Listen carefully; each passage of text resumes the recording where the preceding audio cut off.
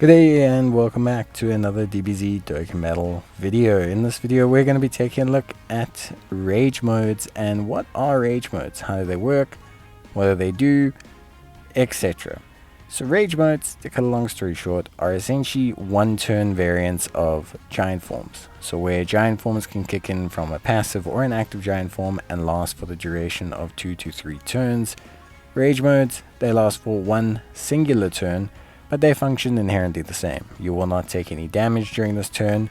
The turn counter is paused, which means items and everything are put on hold. For example, if I activate a Whis, enter rage mode, the Whis will still be active afterwards once the rage mode ends. And basically, yeah, just in general, are functionally identical to giant forms. The big thing is they only last for one turn, and they also are very different in terms of their usability, because they only last for one turn, because they are usually tied to active skills, and basically because for the most part they don't have a sense of RNG to them. Like giant forms, you always have a chance to transform. Most of these just automatically proc. They can be used a bit more constructively, so even though they're only one turn, you can actually use them to circumnavigate tactics. A great example of this, and it's one you're going to see in the video, is using the rage mode to ignore or skip AoE mechanics from a boss like Shenron, which is pretty good.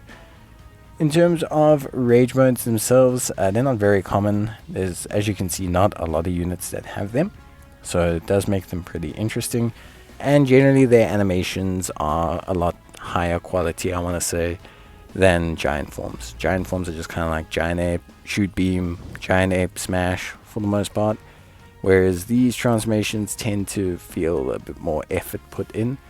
But yeah, that's a debatable factor. But yeah, overall, we'll take a look now at the rage mode for Janemba, and just getting a good idea of how that rage mode works, and obviously seeing it in action. Rage modes do reduce damage very similar to giant forms, so you're not going to see crazy huge damage out of a rage mode unit. Generally speaking, you'll see some decent damage, especially from ones like Goku Black, but generally speaking, just like giant forms, you don't see some insane 45 million attack stat or anything. The primary focus of these forms is to prevent damage, whilst also simultaneously allowing you to skip certain mechanics. They don't exist for you to, use them to win or anything. I mean, you can in the odd occasion, but realistically speaking, the best policy or best method of utilization for them is always to just use them to skip mechanics. As you can see here, we're on turn 6 before we use the active skill or the rage mode. We're then going to take on old Shenron. We're going to beat him up a little bit, and then basically after we beat him up a little bit, he's going to have his turn skipped. His AoEs will change or disappear. Most times they just disappear, and then we're back onto turn 6. And that's because the bosses, for whatever reason, and I don't really understand this too well, the bosses, when the turn counter stays the same, can't do an AoE attack again on the same turn counter. So that's why it works, from what I understand, which is pretty cool. And it's obviously quite helpful. Like I said, you can use it strategically as well, because it is usually set. It requires a health threshold, or it requires an active skill.